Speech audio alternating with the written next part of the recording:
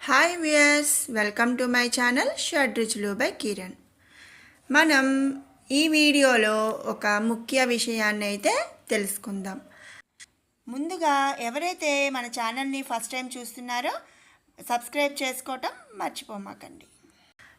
ఈ వీడియోలో మీకు అసలు వారాహి మాత ఎవరు, వారాహి నవరాత్రులు అంటే ఏమిటి, దీనిని గుప్త నవరాత్రులు అని దేనికి అంటారు, ఈ తల్లిని పూజించటం వల్ల మనకి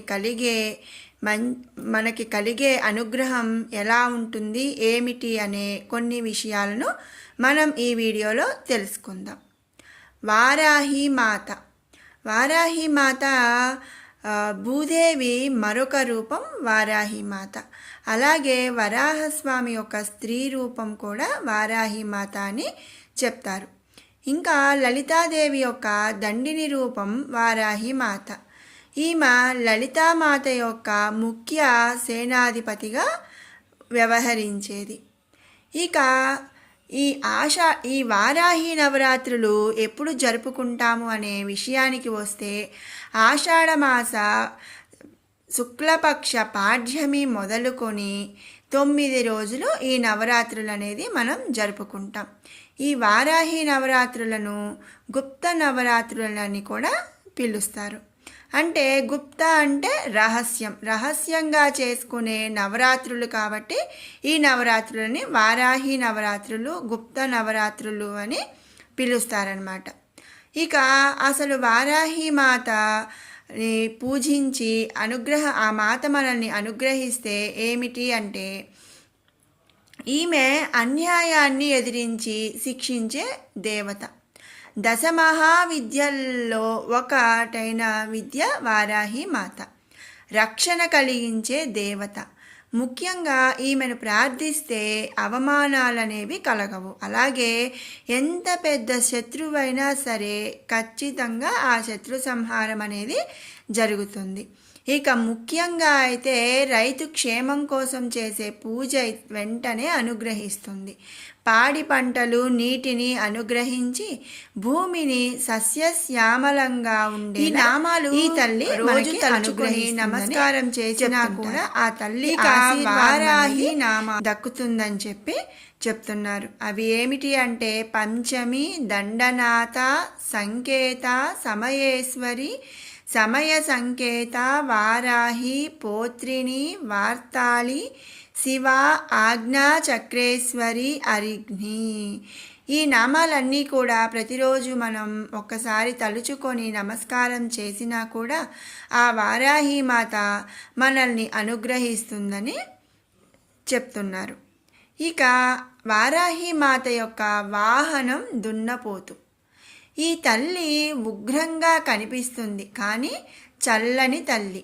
అన్యాయంగా, దౌర్జన్యంగా ఆక్రమణకు గురి కాకుండా దేశాన్ని, కుటుంబాన్ని, అలాగే పొలాన్ని కూడా రక్షించే దేవతగా ఈ తల్లి తరతరాలుగా ఉపాసించబడుతుంది. అసలు ఇక ఈ వారాహి మాత ఎలా ఉద్భవించింది అంటే ఎలా పుట్టింది అనే విషయానికి వస్తే, లలితా పరమేశ్వరి యొక్క 5 పుష్పబాణాల నుంచి ఉద్భవించిన శక్తుల వరాహముఖంతో ఆవిర్భవించిన శక్తి శ్రీ మహావరాహీదేవి. లలితా పరమేశ్వరి యొక్క 5 పుష్ప బాణాల నుంచి ఈ తల్లి ఉద్భవించింది. లలితాదేవి సైన్యానికి ఆమె సర్వ సైన్యాధ్యక్షురాలుగా వ్యవహరించింది. మనం ప్రతిరోజు చెప్పుకునే లలితా సహస్రనామ శ్లోకాల వివరణలో మనం చెప్పుకున్నాము కదండి.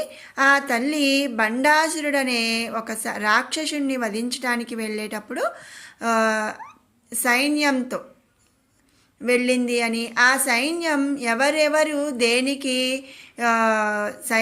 సైన్యాధిపతిగా ఉన్నారు, ఎవరు ఎలా చంపారు అనేది మనం తెలుసుకున్నాము. ఈ లలితాదేవి సైన్యానికి వారాహీదేవి ముఖ్య సైన్యాధ్యక్షురాలుగా, అంటే సైన్యం మొత్తానికి కూడా అధ్యక్షురాలుగా వ్యవహరించింది. ఆమెకు ఒక ప్రత్యేక రథం ఉంది, దాని పేరు కిరిచక్రం. ఆ కిరిచక్ర రథాన్ని 1000 వరాహాలు లాగుతాయి. రథసారథి పేరు స్తంభినీదేవి. ఆమె రథంలో దేవతాగణమంతా కూడా కొలువై ఉంటుందని చెప్తున్నారు. ముఖ్యంగా వరాహదేవి రథంలో ఆయుర్వేద మూలపురుషుడైన ధన్వంతరి మరియు దేవవైద్యులైన అశ్విని దేవతలు ఉంటారని చెప్తారు. ఇక లలితా సహస్రనామంలోని 3 శ్లోకాలు మనం ఇక్కడ చెప్పుకుందాము. కిరిచక్ర రథారూఢ దండనాథ పురస్కృత జ్వాలామాలిని కాక్షిప్త వహ్ని ప్రాకార మధ్యగా బండ సైన్య వధోద్యుక్త శక్తి విక్రమ హర్షిత నిత్య పరాక్రమాటోప నిరీక్షణ సముత్సక బండపుత్ర వధోద్యుక్త బాలా విక్రమ నందిత మంత్రిణ్యంబా విరచిత విషంగ వదతోషిత విశుక్ర ప్రాణహరణ వారాహి వీర్యనందిత. ఇక్కడ విశుక్ర ప్రాణహరణ అంటే విశుక్రుడిని ఈ తల్లి వారాహి వీర్యనందిత అంటే వారాహిదేవి సంహరించింది అని, ఈ అమ్మవారిని ఆజ్ఞాచక్రంలో ధ్యానిస్తారు అని వీటి భావము. అలాగే లక్ష్మీ సహస్రనామ స్తోత్రంలో వారాహి ధరణి ధ్రువ అని లక్ష్మిని కీర్తిస్తారు. అంటే ఈమె లక్ష్మీ స్వరూపం అని అర్థం. వారాహి పూజను సూర్యోదయానికి ముందు అలాగే సూర్యాస్తమయానికి తరువాత చేస్తారు. ఈ వారాహి దేవత ఉత్తర దిక్కుకు అధిదేవత. ఈమె చేతిలో నాగలి రోకలి ఉంటుంది. ఈ నాగలి భూమిని దున్ని సేద్యానికి గుర్తుగా ఉంటుందన్నమాట. అలాగే రోకలి పండిన ధాన్యాన్ని దంచి మనకు ఆహారంగా మారటానికి సంకేతంగా ఉంటుంది. ఇక ఇచ్ఛాశక్తి లలిత, జ్ఞానశక్తి శ్యామల, క్రియాశక్తి వారాహి. అంటే ఇచ్ఛాశక్తి అంటే కోరిక, ఇచ్ఛాశక్తి లలితాదేవి రూపంలో, జ్ఞానశక్తి శ్యామల రూపంలో. జ్ఞానశక్తి అంటే మన బుద్ధిని మనం లలితా సహస్రనామంలో తెలుసుకున్నాం కదా, బుద్ధి అంటే జ్ఞాన అని. ఆ జ్ఞానశక్తికి శ్యామల. ఇక క్రియాశక్తికి వారాహి అంటే పని చేసే శక్తికి వారాహి. కేవలం రాత్రి వేళల్లో మాత్రమే పూజలు అందుకునే ఏకైక వారాహి స్వరూపంలో ఉన్న లక్ష్మీదేవి రూపాన్ని తాంత్రిక పూజలు చేసి ప్రసన్నం చేసుకుంటారు. వారాహీదేవిని శ్రీ విద్యా సంప్రదాయంలో చేసే విధానం కూడా ఉంటుంది. అయితే అది శ్రీ విద్యా ఉపాసకులే చేస్తారు. సాధారణ పద్ధతిలో ప్రతి ఒక్కరూ ఈ తల్లిని పూజించవచ్చు అని చెప్పుకుంటున్నారు. విన్నారు కదా, వారాహీదేవి అంటే అసలు ఎవరు, ఎలా ఉద్భవించింది, గుప్త నవరాత్రులు అని ఎందుకు అంటారు, అసలు ఆ తల్లి అనుగ్రహం పొందిన ఏమి కలుగుతుంది అనే విషయాలను తెలుసుకున్నాం కదా.